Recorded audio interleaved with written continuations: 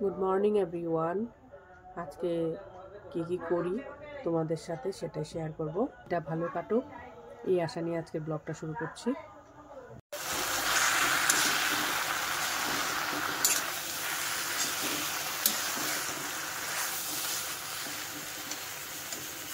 আমার নিরামিষ সবজিটা কিন্তু রান্না হয়ে গেছে।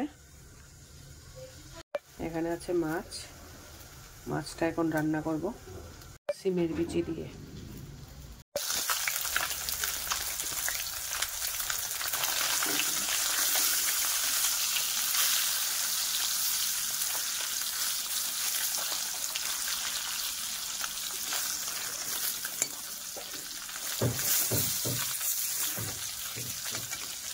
এখানে দেখো আমি সিমের বিচির মধ্যে মশলা দিয়ে তারপর একটু ভাজা করছি।